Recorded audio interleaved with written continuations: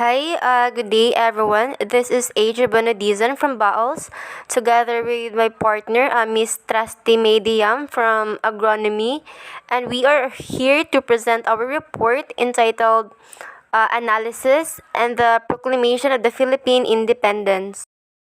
The most noteworthy accomplishment of Emilio Aguinaldo's dictatorial government was the proclamation of the Philippine independence after 333 years of Spanish colonization in Kawit, Cavite on June 12, 1898. It is indeed an important event because this is the evidence that the Philippines is free from the Spanish colonization. This is one of the keys to the Philippines to achieve independence from the Spanish conquerors. Every detail in the document, it reveals some historical truth that only a few people know as the real identity of our history.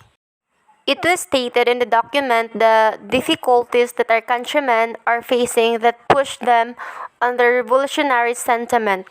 Examples of this are abuses from the friars, discrimination, and inequality.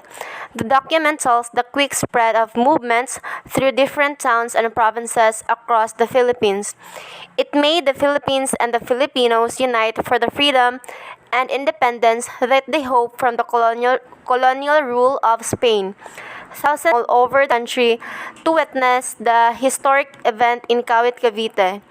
To witness the said historic event, the military, representatives from various towns, and other civil officials were present. The proclamations tell us the victorious revolutionary movement and the struggle our countrymen to achieve our independence. There were also set events that stated that were considered as the decisive moments that sparked our movement against the colonial rule of Spain. For example, the killing of the Gomborza, Jose Borgus, Mariano Gomez, and Jacinto Zamora, the martyred native priests. They believe that this event has become the awakening of the Filipinos to fight for our independence under Spain. Jose Rizal's martyrdom and legacy is also stated in the document. On the other hand, there were also serious problems that was failed to mention on the document. For example, the agrarian crisis that experienced by the Filipinos. Our soldiers fought for the owning of our land. The foundation of Katipunan was also not mentioned. They were left out.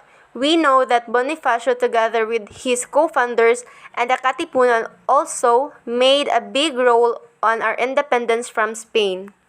So the highlights of the documents are the abuses like discrimination, inequality, abuses of civil guards, unlawful shooting of prisoners whom they allege as attempting to escape.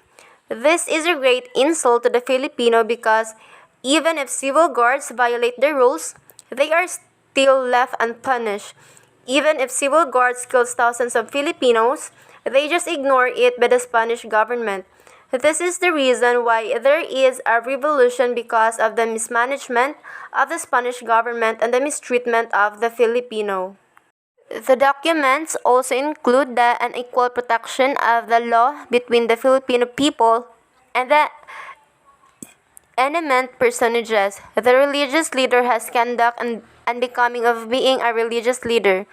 The behavior does not fit the position they have. There is a big question in the document, especially when Teodoro Agoncillo declared that the Philippine Revolution was the agrarian revolution, but this incident to the Filipinos is unknown to the revolutionary leaders Emilio Aguinaldo, Ambrosio Rianzares Bautista, and Felipe Bencamino. Because of this, there is a big question among historians and the researchers as to why this event was not included. Is it because they did not know, or maybe they just ignore it? It also mentioned the execution of the martyred priest Jose Burgos, Mariano Gomez, and Jacinto Zamora, also known as Gomborza. As far as we know, they were just blamed, and it did not really prove that they are one of the mutiny. The execution of Gomborza was one of the reasons to awake the consciousness of the Filipinos to have a revolution against the Spanish government. It is time to fight for the rights of the Filipinos, and it is needed to end the oppression of the Spaniards. It explains in the document the explanation of the Philippine flag. During the first wave of the Philippine flag, it reflects the history of the Philippines, the origin and the influence of colonization. The document contains grievances during the Spanish colonization. The Katipunan and Andres Bonifacio did not mention in the document.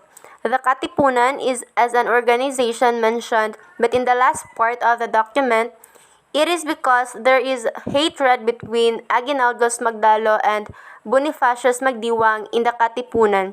Historians know this as well in history. It shows the nature of politics during that time. Since Emilio Aguinaldo was the leader, he did not acknowledge the works and accomplishments of Andres Bonifacio and the co-founders of Katipunan in the document. Historians and students need to know what happened in the Philippines before achieving the freedom to avoid misconceptions. According to the books, it tells that Bonifacio has a big contribution to the independence of the Philippines, but in the document, it does not.